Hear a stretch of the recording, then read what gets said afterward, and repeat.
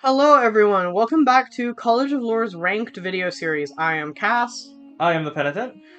Today, the last video we talked about, we reviewed and ranked all of the printed 5e modules. Today we are talking about something that is kind of all the way on the opposite end of the spectrum. Yeah. We're talking about ranking every published 5e race. Yeah. There are 63 of them. Today we're making it a race-ish. No, we're not doing that. Don't say that. Today we're ranking... Please understand that this is not a ranking of real-life human people. This is fictional This is races. Fictional fantasy creatures, guys. Please be clear on that. We're not ranking people on skin tone here. That's bad. Don't do that. Number 1, the human race. We're all one race. The human race. What about NASCAR? What about NASCAR? No. That is a stupid thing to say anyway. The other thing is, this is not a ranking based on objective usefulness quality. I looked at and I regret looking at, like, oh, what is the best? Like, what is the most overall useful stat bonus combination with abilities that's, like, most versatile or whatever. Yeah. I'm not doing that. I don't want to. It's boring, and you can look that up for yourself. Yeah, you can. There are tutorials for that. It also depends entirely on what you're building and what backstory you want it to have. We are so heavily invested in backstory. Most of this is based on versatility of backstory and, like, options that your character has as a narrative creature. Yeah, and the seriousness they can lend themselves to. You know, I don't want to say no race can have serious storytelling, but, like, my example I go to is take Percy from Campaign 1 and make him a grung. Does that affect the story in any meaningful way? Yeah, and the answer is a little, yeah. People are gonna take it a little less seriously. And, you know, I love players who want to play weird at the races. There is some bias in here. We prefer more humanoid, more human-looking races. Way more. Mostly because we don't really have a fundamental interest in getting into the nitty-gritty details of explaining our race to every NPC we come across and, like, going into what we are. There's a lot of that just kind of would happen in the way that we play. Yeah. There's some fun stuff you can do with it. But fundamentally, I am not terribly interested in playing a person who looks like a walking fish. Not because I think that race is inherently bad or stupid, it's just it doesn't suit my narrative style. So yes, we're a little biased and maybe it's a little rude of us, but it's a subjective list, this is our preference.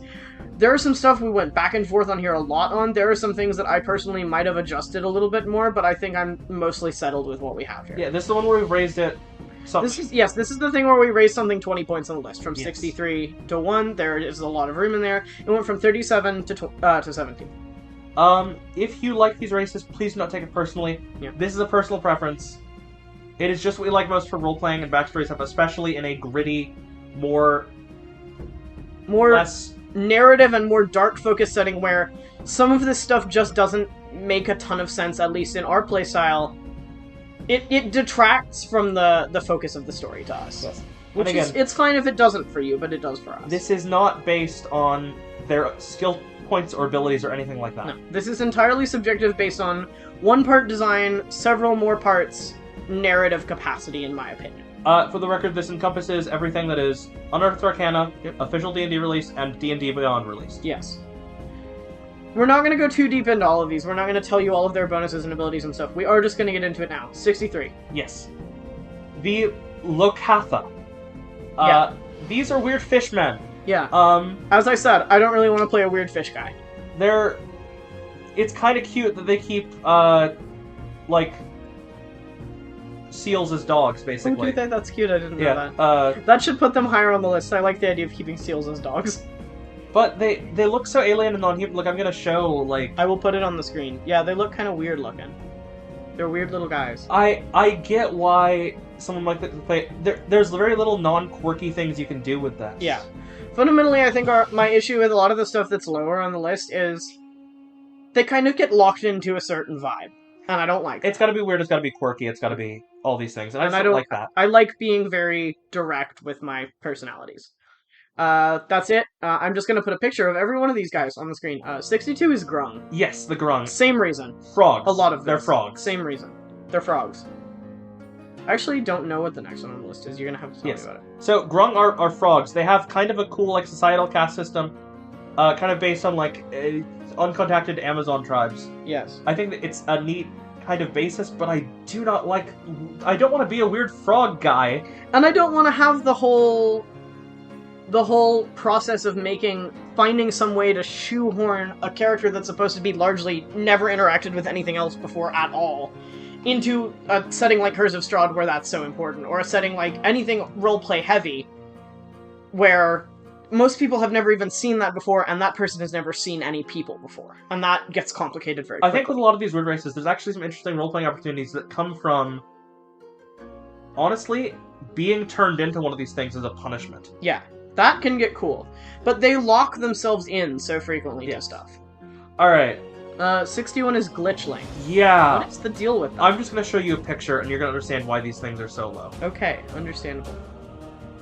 Am I going to like this? Probably not. Okay, yeah, no, I don't like that. That does not vibe for me. They're minions. I'm putting them on the... They're minions. They're basically minions. They're legally distinct minions. They're basically cyborg minions, and I don't like them. And why would you play that as a race? Like a playable character race? That looks like the kind of thing that would be cool floating around in like an artificer's lab or something. Like, they're a mesh of magic and machine. It's kind of a cool thing that if they look more humanoid, I like that they're not born with personalities, but they absorb personalities from those around them. I think that's cool. There's a ton of cool roleplay mechanic there. But not when they look like a big floating eyeball. I just don't like how Wazowski is basically where I'm left with these things. Yeah.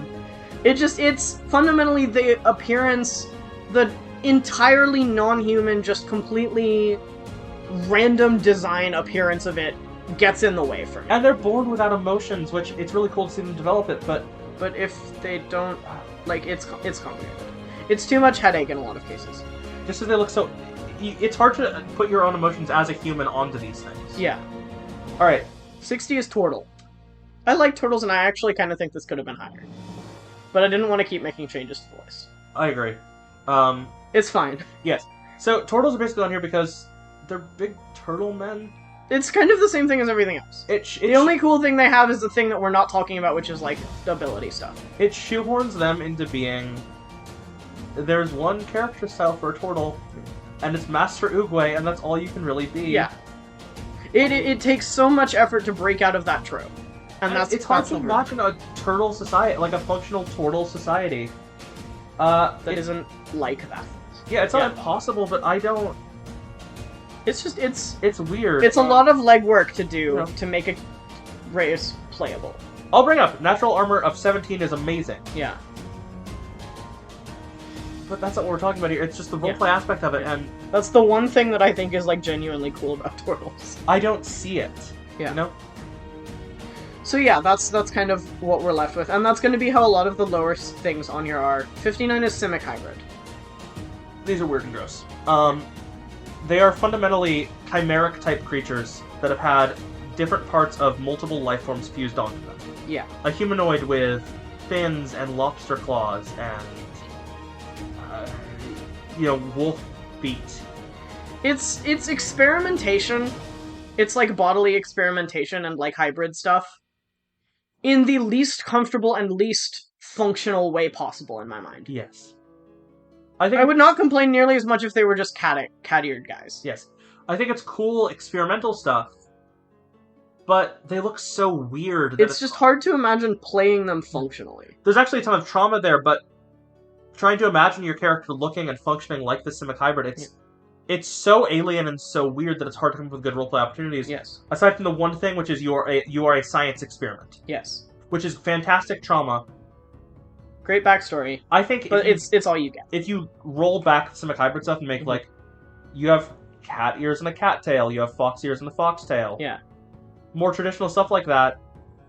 And especially if it's not several different things at once. Yeah, that's kind of what gets in the way for me. Yeah. The idea that you can have like fur and scales and gills and like ram horns all at once. It's kind of like how I'm not interested in playing the mongrel folk from Curse of Strahd. Yeah, those are basically the same thing to me. Yeah. 58 is.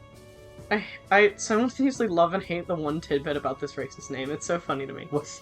It's Giff, But there is a thing in their sourcebook, I believe, that says that people dispute how it's meant to be pronounced Giff or Giff. Oh, that's silly. The answer is Yiff, by the way, if you look at Old English for that age-old debate. I don't like that. Too bad. By the terms of Old English, that is how that should be pronounced. Giff should be pronounced Giff. Giff. 5. Giff, yes, 5V. They're like hippo guys, right? The big hippo guys. It's the same problem. I'm not going to rehash it. It's the same problem we have with a bunch of other stuff on this list. Just big hippo guys. Also, they're like aristocrats, typically, from what I understand. That makes even less sense to me somehow. 57 is Thrycreen. Thrycreen, I don't know. Yeah, these are, and I want to double check myself here, these are, ant people. Snip, snip. They're like, Cool, they're from they're from like, Is it Spelljammer? Spelljammer. Yeah. They're a Spelljammer race. But they're 4-armed bugmen. It's kind of cool in theory, but it's got that same problem of it fundamentally makes things weird. Fundamentally, it's hard to implant your own functionality as a human. I feel like I'm repeating myself a lot here. Yeah, I mean, it's all basically the same thing. We don't need to go super far into it. It's all the We're same bugmen, stuff. but they have the added caveat of being from space, which makes it harder. Yes. 56 is bugbears. It's just that they have such a bad. Yeah. The thing It's about basically playing a something- bugbear roleplay wise, you're supposed to be aggressive. Yeah. It's hard to imagine why you're adventuring, And certainly why you're adventuring with other people. and how the hell do you walk into a town with everyone trying to murder you? Yeah. It's just not logistically feasible most of the time. Which is the same, largely, with 55, which is Hobgoblin. Yeah, basically the same thing as bugbear. I'm not saying they're the same thing. No. But, again, It's the same exact situation. why are you adventuring? And how do people not try to kill you when Yeah. they look at you? How How can anyone trust you as an adventurer? Any race that gets you killed on sight, any race that honestly it's hard to imagine a serious romantic relationship not played for laughs with, kind of gets shunted down this list. Especially because we really like romance in our Yes. games. 54 is Loxodon. Same problem as the Giff, they're just big elephant men. I have actually played people with some really cool stuff. I have played with someone who played a Loxodon Ranger, and their character was super cool, but it's never something I would personally play. Yeah. 53 is Verdan. That's like the new goblins, right? Yeah, so I feel really bad about how all of these are basically non-human races down here, but It's fine. it's a personal preference thing. It is. It's a subjective list. If someone wants an objective list of what's most useful, they can go look that up. That already exists. This is our idea. So Verdan are descendants of like goblins and hobgoblins, and kind of transformed by shadow. I'm a little unclear on the lore because it is Act Inc. related stuff. Yes. I think they look cool. Yeah, they look kind of neat. I kind of like how they look. They're kind of the first visibly like interesting race to me, but I don't. Yeah. There's too much other stuff that kind of holds it back. Yeah, the one thing I will say is it's still the same thing of like, because you're related to goblins, this will probably get you killed on sight. Fundamentally weird is you're weird and you cannot really be accepted in society as something that isn't a goblin until you hit level 5. Yeah. Where you look like a green humanoid. Because at level 5, you hit a 2-foot growth spurt. Why is that level based? I have That makes no sense. no idea. That makes no sense. That's so weird. Though props to being the newest race of Faerun. Yeah, that's cool. 52 is kobolds. I like kobolds as NPCs, I don't like them as PCs. No, kobolds are... They are shoehorned again into having one specific thing, and it's like being a follower of a dragon. being a kind of goofy follower of a dragon.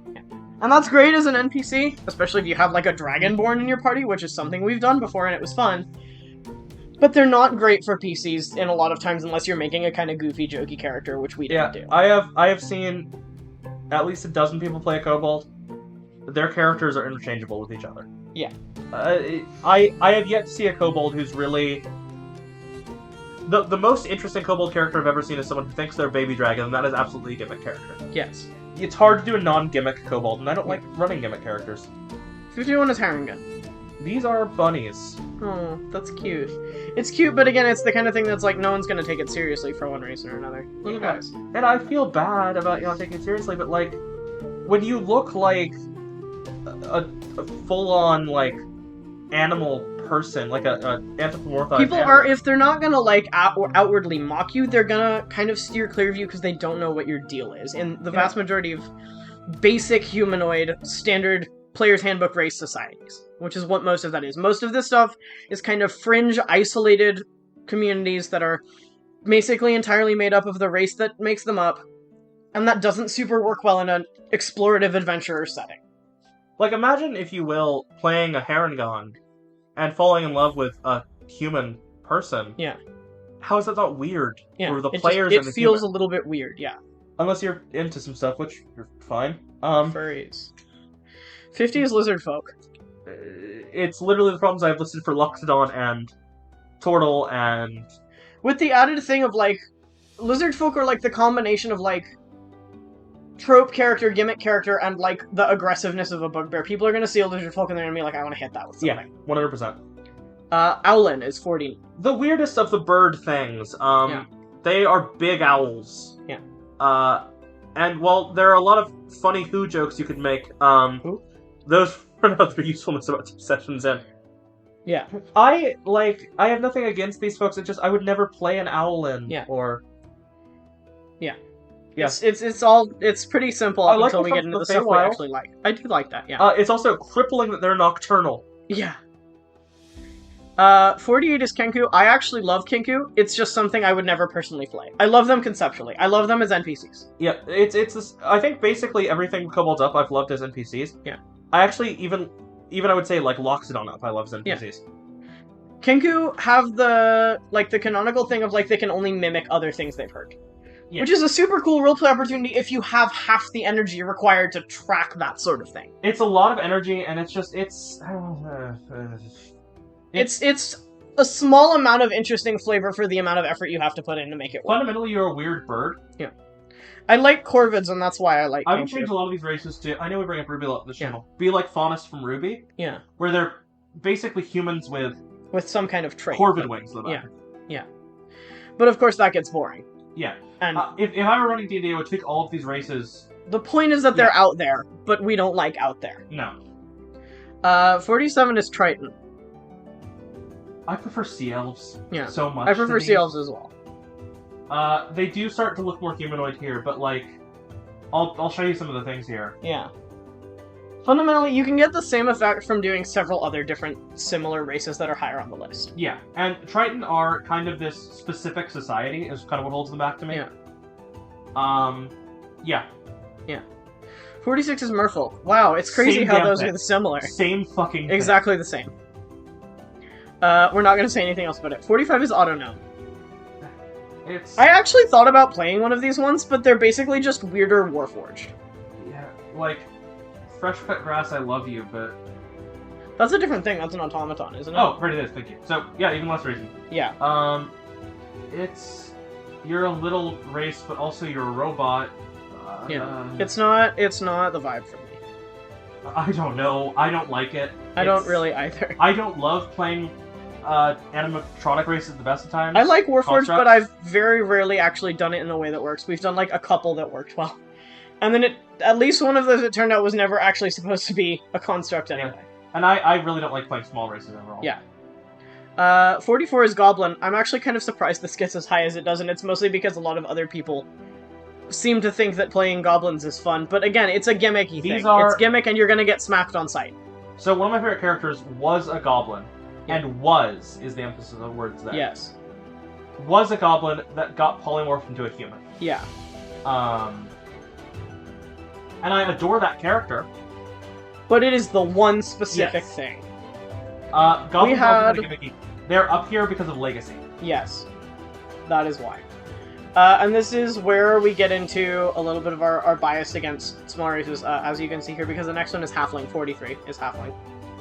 I mean... They're just little guys. I like the Hobbit.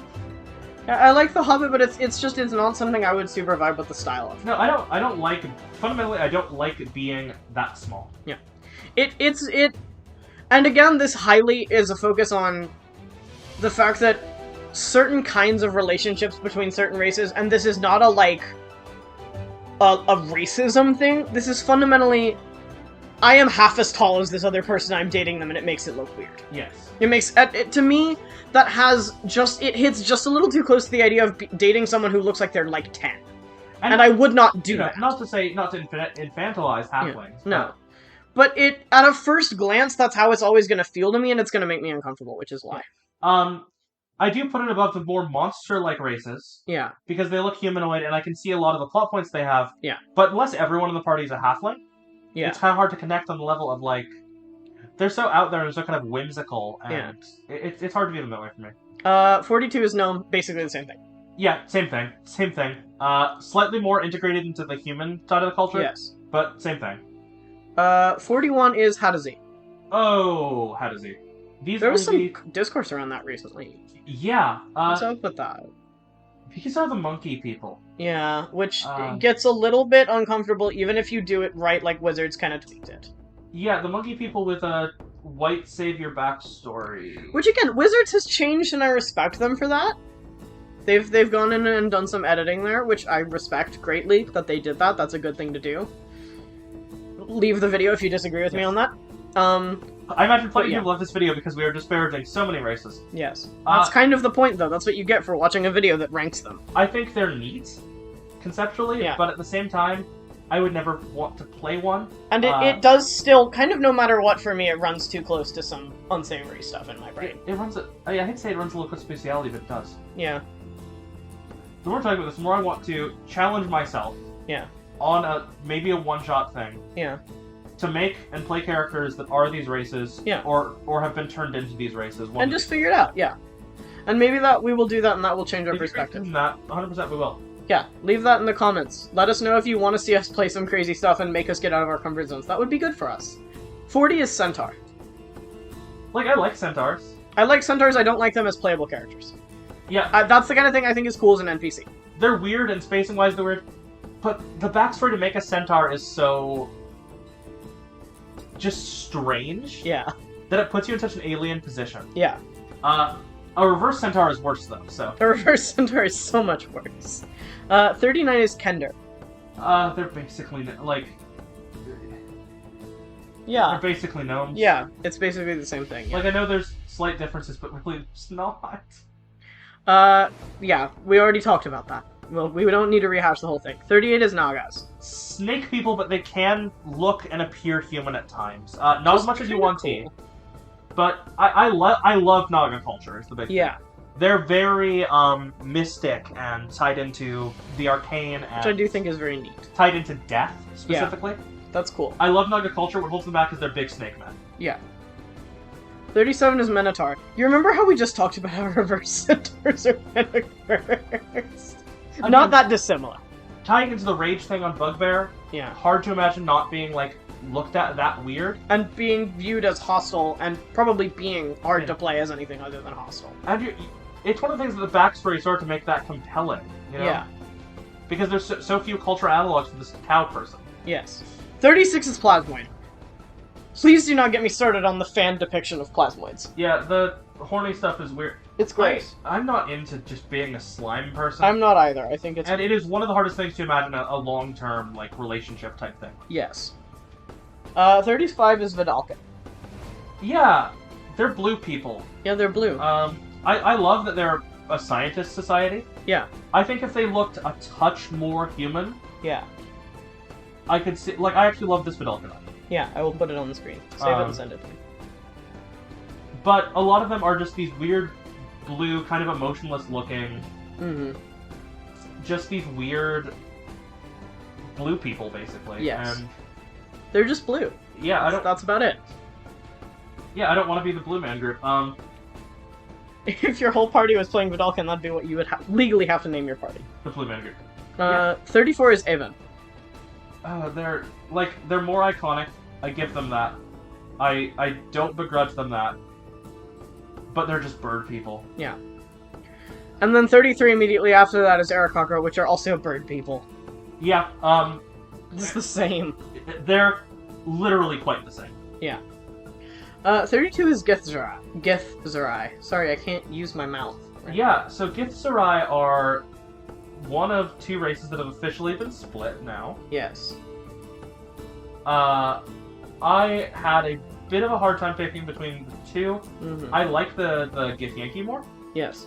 The Githzerai feel a little more mystical and out there to me. Mm-hmm. They're kind of more like shaman-y, and they're kind of more expressly evil and weird, and also kind of implied to be all pretty old. Yeah.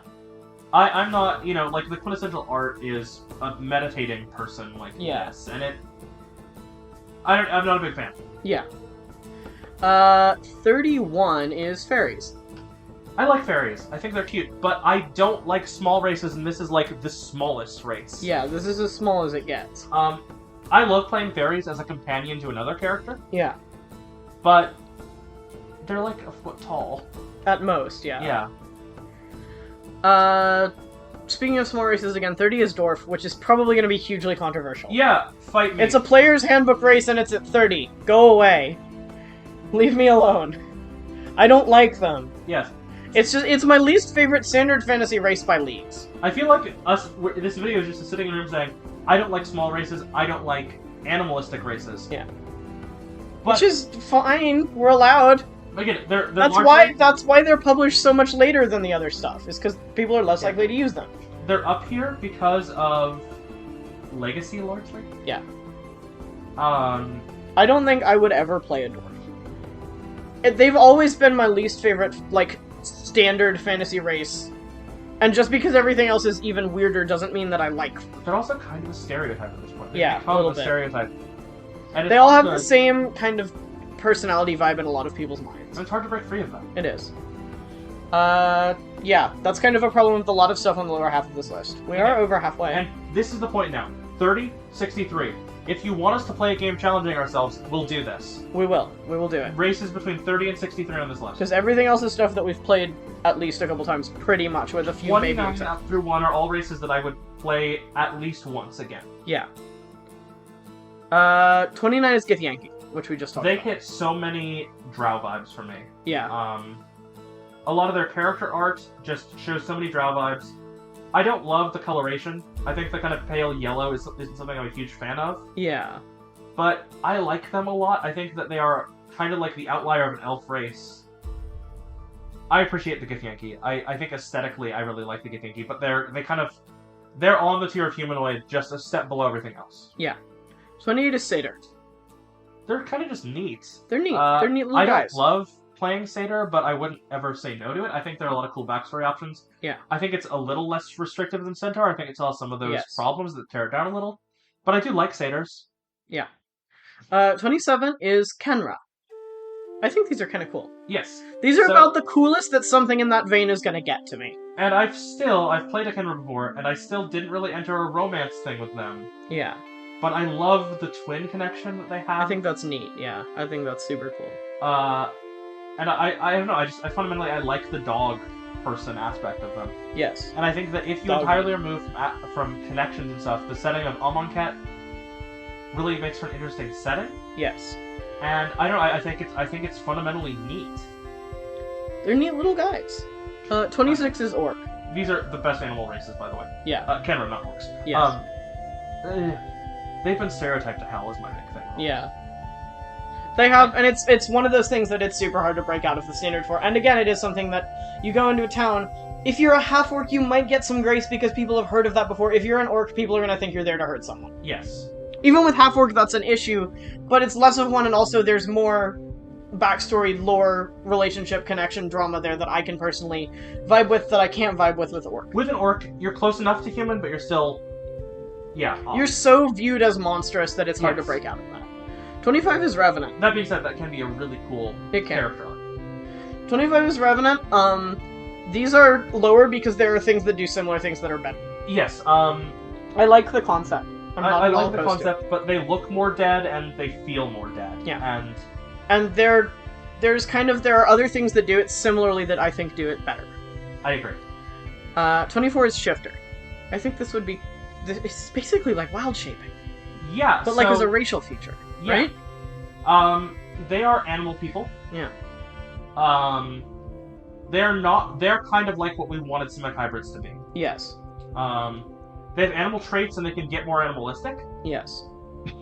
They're basically were touched. Yeah, which is kind of cool. And they have their own kind of communities that kind of like something like elven wood elf tribes. Mm-hmm. They look their own little tribes, and it's really interesting to build someone coming out of that and who has the animal trait but isn't like a full-on animal person. Yes. 23 is vampire. There's Dampirs are on here as well. Vampires are different. Vampires are so painful to work with they're so cool conceptually. And it's so hard to use them without making them really good or really bad. Like, too good and too bad. Which is something we're going to talk about in another video. Several forevers down the line. Several videos down the line on our Academy series, I'm talking about overpowered characters and how to manage them. A vampire is a great way to use that sort of thing. The race basis for it, you don't need to run that. You can kind of tweak it differently. Yeah, you're like... You get into it and you're At that point, just make a Dampier and tweak the flavor. I'm a vampire. Awesome. Wait, how many levels of exhaustion have I taken from not consuming blood? Yeah. Is it sunny out? Cool, you guys have fun. I'm gonna sit here until nighttime. Yeah. And then 22 is Genasi. We're kind of getting into the higher points. I like Genasi. I think their design and aesthetic, there's so much room for cool stuff. This is a long time ago. This is a character I've never played and never even really made a concept for beyond appearance. But the idea of a Genasi, a fire Genasi whose hair looks like flame, and when they're angry or emotional it gets blue instead of red, because blue is the hottest color of fire. You know, there's a ton of cool stuff aesthetically with that. It still doesn't lend itself a ton to that many roleplay opportunities, except if you're doing stuff with primordial elemental stuff. Yeah, it's hard because there's a Titan elementals, but I do like them aesthetically, and I do like them... I think they're cool. Yeah. 21 is Furbolgs. I think they're cute. I agree. I kind of like them. But they're not the kind of thing I would fundamentally play on a regular basis. No, it's something I might play once or twice, but on a regular basis, they're just a little too weird, a little too out there, a little too large, honestly. And they have a little bit too much of a kind of a standard given vibe to me.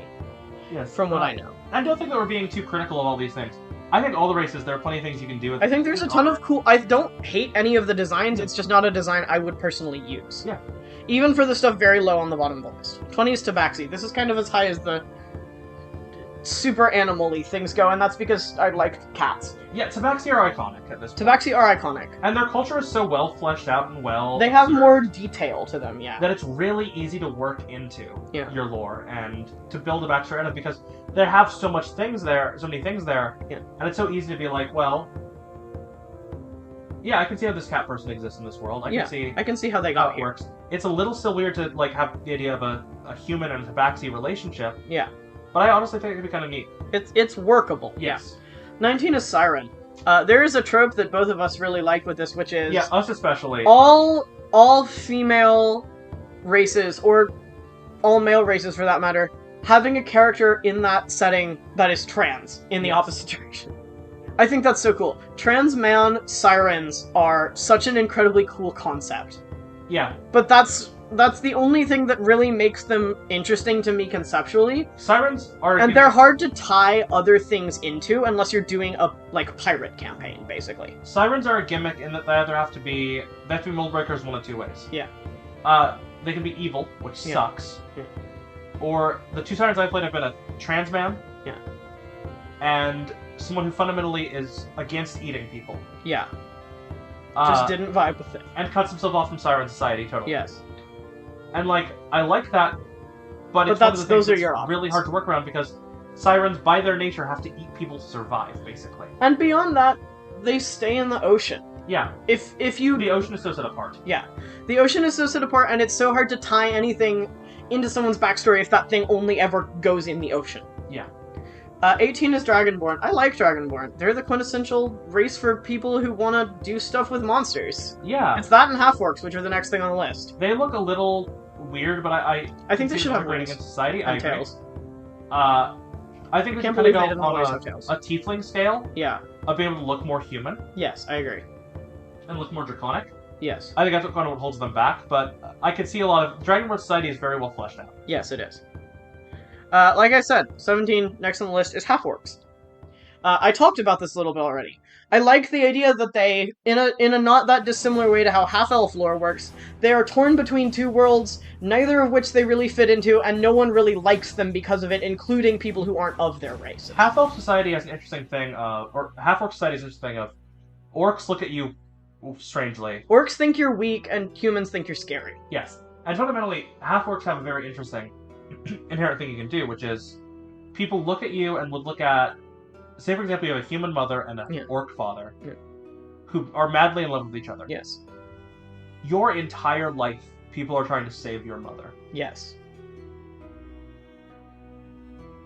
And I think it's a really interesting role-playing opportunity. It's a really great role-playing opportunity, but it as in some other things, there's only so much you can do with it to break out of a stereotype. Yeah, it's very hard to be like, I'm a half-orc noble. Yeah. That doesn't really happen. Most of my life as an aristocrat. You know, a lot of these is... there are only so many roles that they can fill, and well, you know, you can't see, like... in a traditional society. A frogman being a noble... And you could have a world where that exists, but in the majority of, like, Faerunian settings, that isn't how it works. Yeah.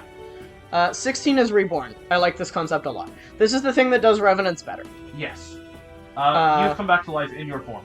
Yes. You get to keep your form. Maybe something's a little bit weird about you.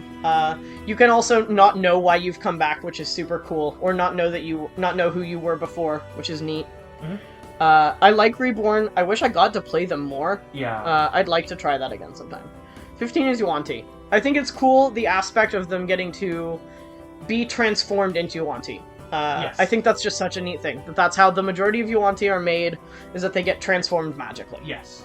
From humanoids into Yuan-Ti. Yes. I think that's super cool. It does limit itself to where you can be from, but you can have a backstory before that, just it all kind of bottlenecks in and then back out. Yuan-Ti are pretty expressly brainwashed and evil. Yeah. You gotta kind of break out of that. But if you can find a good backstory to break out of it, it's a good idea. I like that they can look humanoid or they can look all the way snaky. Yeah. Hiss. 14 is Goliaths. I like Goliaths. I'm a little bit biased because one of the coolest characters we've ever made was a Goliath. Yes. Or the character that you made, who was in one of our game tales. Actually, our first game tale. Go check that out. The Goliath wizard of all things. Yeah. Objectively a terrible choice, but it was so fun to play. Yeah. Intelligence was his third highest stat. Yeah. I think Goliaths are cool. I mean, again, I have the too big problem, but I'm more okay with a too big than a too small. I am too. The height kind of gets out of the top 10, but I really like Goliaths fundamentally. I think a little bit of tweaking. I think their society is really expansive, but again, you kind of find yourself pigeonholed into playing a barbarian or a fighter. Yeah. Or being suboptimal. Yes. 13 is Aetherborn. This is a race that I feel like basically nobody knows anything about, and it is one of my favorite races by, like, leagues. Yeah. The big selling point for Aetherborn for me is the fact that, well, it's two things. One is the fact that 99% of them use they/them pronouns, because they just don't have any connection to gender, and I love something that doesn't care about gender. I also love the inherent shortness of their lives. Yes, that's the other thing. They live maybe, 5 years before the magic that makes them up kind of dissolves and returns to the Aether. I think that leaves so many interesting opportunities for different feelings about that situation. You could have a character who is so enamored with the world and with life around them and just wants to have all of these experiences, or you could have a character who's borderline suicidal because they don't care enough to live the short life that they're getting anyway. It's already that short, they may as well just say screw it and throw themselves at something in a violent and aggressive manner. They're adventuring either because they love the world or because they hate themselves, and I think that's fascinating. They want to see everything or just get rid of it. 100%. And I think both sides of those and anything in between is such a cool way to have something view the world, and I've played some good characters on both ends of that. 12 is Leonin. I like kitties. I actually think these are cooler than Tabaxi because they're a little more unique. Yep. I like Leonin a lot. Their culture's so neat. It is. The pride concept? Yes. I like their naming scheme, even. I think it's super cool. And one of the coolest characters we've ever played, in one of the best games we've ever played, and one of the only ones we've ever 100% finished, was Leonin, and she was awesome. And the fact that you can integrate the prides into normal communities or as nomads. You can kind of have them mingle or not. This is, by the way, the last animal race. Yeah. 11 is Core. Really neat. This is your thing. I have neutral, largely, feelings on Core, but you like them. Inherently, the silence the fact that they come from a sign language version of speech is really cool. Yeah. It's a bit limiting. But you can make it work. The fact that Core inherently all come from one plane that isn't normal Faerun is a bit of a drawback, but I like them. I think they look cool. I think they I think I love the climbing, and I love their tie to these gods, which are the Eldrazi. Yeah. I think there's a lot that you can say about Core that's kind of similar to stuff we've said about stuff that's much lower, but I think they do it in a more interesting way. Yes. And I think that's why they're high on the list. Top 10. Top 10. Number 10 is Dampier. I like vampires. Yes. I like that Dampier can feed off of things that aren't just blood. They can feed off of memories or emotions or, like, brain fluid. They can do cool, weird stuff. I think that's neat. Yeah, this is vampires done better. Yeah, this is vampires done better. I think that the way they're designed is super cool. I like the flavor of them being able to consume things other than just blood based on how they were created. 9 is Half-Elf. I talked about that a little with Half-Orc stuff. I think Half-Elves are a little more integrated into society, but I think honestly that makes the dynamic of not belonging in either side of their life more interesting. Yes. These are people who fundamentally should be a huge part of society. Humans and elves are like the two biggest races. They don't fit in either. And no one knows how to fit them into one or the other. And I think with a race that's got two race parents that are even more integrated into society than like a human and an orc, I think the idea that someone who should fundamentally be a natural part of society feeling so outcast is such an interesting thing to play out. Yeah, and it's weird because you can feel somewhat fetishized by humans, yeah, while at the same time feeling lesser than by elves. Yeah. And humans don't really know what to make of them, and elves don't really know what to make of them, and neither of them fundamentally view them like people and more like weird outliers. Yeah. Yeah, and an interesting example of this in our actual play. Yeah. We have a character who is not even necessarily a half-elf, but an elf or a human that married an elf. Yes. Which is just, it kind of ties into all of this. Yeah. And has a daughter who is a half-elf. And that, there's an interesting thing to be said about that, One of the other things about half-elves that I think is neat is lifespan. They will live almost twice as long as their human parent and like a fifth as long as their elf parent. Yes. They are stuck in the middle of that, and neither of their ties to their family members is gonna... They're gonna outlive one, and the other one is gonna still outlive them by a ton. Yes. Which is just so depressing in some ways, and it makes for such good storytelling beats. 8 is Warforged. I love Warforged. I think they're neat. I like construct races. I think that they have to be able to have Cure Wounds cast on them, or you're doing it wrong, because if you have a playable race that you can't cast Cure Wounds on, you can't play them for forever. Yeah. They will die. So just scratch that whole thing out. But other than that, I think Warforged are super cool. I think there's a ton of reasons for them to exist. I think it can be something that they were literally built for war. They could have been built to work for an artificer. Anyone they work for could have been good or evil. They could have been abandoned after the war. They could have been integrated into, like, royal military proceedings after a war. They could have been abandoned by their creator. They could have been a passion project of their creator who would desperately wanted company. There's so much room for them to have interesting connections in so many different ways. And I just like giving them souls. I like giving them souls. I like giving things souls. 7 is Hexblood. Again, this is your thing. I'm neutral. Hexbloods are basically humans. Yeah. They're basically sparkly humans with a connection to witches. And Fae stuff, yeah. They're basically Fae-touched humanoids, and I like them a lot. I think that's cool. I'm vaguely neutral, but I think it's cool. If you like Hexbloods, if you like humans, you like Hexbloods. Yeah. They're just extra sparkly. Yes. Number 6 is Changeling. I actually had this higher on the list for a while. I told you to put this higher on the list, and then I moved it back. Yes. Because I decided that while they have the opportunity to look like anything, really, in theory, in practice, they're much more limited. I love the idea that they can change into things, but they do have some tropes they fall into. They fall into the trope of being, like, evil copycats. They fall into a little bit of the trope of being, like... Hypersexual, or kind of able to be fetishized because of their ability to look like anything someone wants. It can get kind of weird and uncomfortable, especially if that isn't your thing and someone kind of puts that on you. But I think they're so cool. I love the idea of being able to change. I love the idea of having a hidden identity because you're a changeling. Using that to hide your identity after a crime or an escape from something. I think all of those are really cool things to use as tropes for your character's backstory. 5 is Aasimar. I like them. I don't like them as much as I like Tieflings. Yeah. I think they're cool. I think they're kind of, like, stereotypically, like, cool. And I think you can do some interesting stuff with them, especially with the subclasses. And especially with, like, Fallen Aasimar losing faith or losing connection to their family or something making them fall apart. I would actually vastly prefer if they had more sub-races. I would too. I think that would be cool.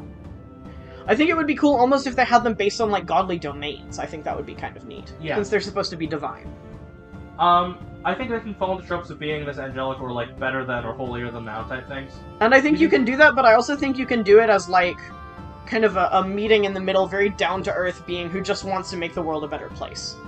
Yeah. I think one thing to kind of hang up with, I love Aasimar. Yeah. But a lot of times you can play them as basically just... They're basically humans. Yeah. You don't do a lot with the concept sometimes, Yeah. and that can be a problem for some people that want to... Yeah. But it can be cool for some people to just have the extra flavor of, I'm an Aasimar. Yeah. 4 is Kalashtar. This is a weird race to have in your top 5. Yeah. I love them. One of our favorite characters we've ever made is a Kalashtar, and I love her. And admittedly, we've tweaked the quarry. Yes. That they're tied to. We have changed the quarry fairly significantly, so they no longer look like weird monster-y creatures. They're just guys. Yes. And we've also, I don't imagine at all that this is in any sort of lore about them. We can make it, we've kind of tweaked it so occasionally they can, in a moment of need, or if they practice, most of them don't, but they can get to a point of having a semi-corporeal form that they can temporarily manifest to help the person that they're bonded to, which I think is a super cool trope. Or... I think that's cool to use. You can also have them be adversarial. Yes. Which is super cool. Or, fundamentally, possessing the body is a thing that we've kind of decided they can do, which I think is really neat. I think that's super cool. Yeah. It kind of ties into this idea of two people sharing a form, sharing a soul. One of the PCs in our actual play is a Kalashtar. Yeah. 3 is Tiefling. Genuinely, I could put Tiefling at number 1, potentially. The only reasons other stuff is higher is because it's more quintessential to me. Yeah. I love Tieflings. Tieflings might be my personal favorite race. I have a huge bias I have a huge bias for Tieflings and Drow. Obviously, Drow are included under Elf as an umbrella. I love Tieflings. I love the kind of being scorned by society. I love the idea that they are viewed as bad or evil inherently, and yet they can look human except for the horns. There's so many versatile ways to look at how they might feel about about people viewing them negatively. You know, you can go anywhere from, I don't care, I'm very neutral on it, it's just a fact of my life, to I genuinely have internalized that I'm a terrible person, and I want to do anything I can to atone for that. You can also do, I believe I'm a genuinely terrible person, I've embraced that. You can also do, no, fuck that, that's stupid, I'm cool as hell. I'm gonna go on an adventure and become the best adventurer ever, and everyone's gonna have to respect me after that. I'm awesome. Yeah, I'm awesome, I love myself for who I am, I'm gonna prove that, or I'm just gonna be me. Yeah, 100%. There's so much room for Tieflings to feel so many different ways about their existence and how they're viewed, and I think that's cool. Number 2 is Elf. Fundamentally, I have a hard time putting this anywhere, because there's so many different varieties of elves. I feel it kind of remiss to put High Elf and Drow together, because they're so different, but they are both elves, and that's how they're written in the book. In source books, that's just how it's written, which is kind of stupid to me, but, it also is how it is. I love Drow. Like I said, they're, one of my favorite races. I love the duality of High Elves and Drow, and I love the idea of them having been historically pitted against each other, because they're basically foils of each other, both appearance and kind of societal structure. I also love the idea of, romance between High Elves and Drow. I think it's such an interesting trope, in the same way that I love it for Aasimar and Tiefling, which I didn't say. The idea of going against your nature in both directions to find someone you genuinely love is a trope that I adore. It's a star-crossed lovers trope, and I love it. But elves are just so fundamentally... They're versatile. Versatile, and they can be anything. Yeah. Both as a sub-race and as a backstory-wise, Yes. You can go anywhere with that. Yeah. And then number 1 is human, and I actually don't like humans the most. But I think kind of, by virtue of them being anything you fucking want, that's why they're number 1. I mean, it ties into not trying to avoid the Planet of Paths trope, trying to avoid, seeing humans as a blank slate. But fundamentally, they kind of are. That's kind of the point of them.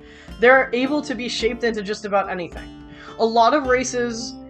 I don't view other races as lesser, I view them as harder to work with. Humans are so versatile, and so widespread and so just they're everywhere. They've done everything. They've been involved in everything. They've had their hands in everything.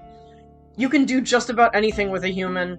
The only thing you would need to do anything else for is if you want a trait specific to a race as part of your backstory. You can do anything else other than that with humans. 100%. Anything you want. From poorest of the poor to highest nobility, from any personality trait you can imagine, from any profession you can imagine. They can do anything. They're so versatile, and that is why they're number one, even though they're not actually my favorite race. So this was controversial. This is controversial. Please don't be mean to us in the comments. This is literally entirely just our preference. And based on roleplay. Yes, and based on our view of how roleplay works in our settings, and in kind of the standard setting. Tell us your own favorite race. Tell us about the favorite way, your favorite character type, and tell us how you've broken molds and given an unconventional backstory to these people. Yes. And if you want us to play a game with these unconventional races, leave in the comments. We may, if it gets interest, we'll put up a poll. Yeah, you know, I've been on Twitter. So follow us on Twitter. Been making notes as this has gone on of if I were to make 6 PCs of these races, what I would choose. And I have some notes on my phone for you have some thoughts. So if you guys want to see something like that, let us know in the comments. We'll check engagement on that in a little while. But yeah, fundamentally, just let us know your thoughts. Let us know what you think about our ranking. Just don't be too mean about it if you really hate us for it. Let us know. Leave your thoughts. Like this video. We're gonna have a bunch more stuff. The next one we're doing is classes, and then we're doing cantrips, and sometime soon, we're gonna have to rank all spell levels. Every spell in every spell level, so please make sure to subscribe and stay tuned for us to put ourselves through that. I will make you a very lofty, very attainable goal right here. Yes, do it. We're doing each spell by level. Yeah. Cantrips first. We're gonna keep talking about that in other videos.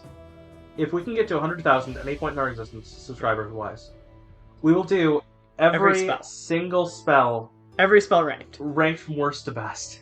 Please do this to us, because we want to be famous, but also please don't do this to us because I think I will die trying to record that. It will take hours and hours and hours. That'll be like a 10-hour video. But yeah. That's it. Stay tuned for classes, which is kind of the obvious parallel to this one, and then everything else after that. Thank you. Thank you for watching this video from College of Lore. Remember to like this video, subscribe to join the party, and have a fantastic adventure.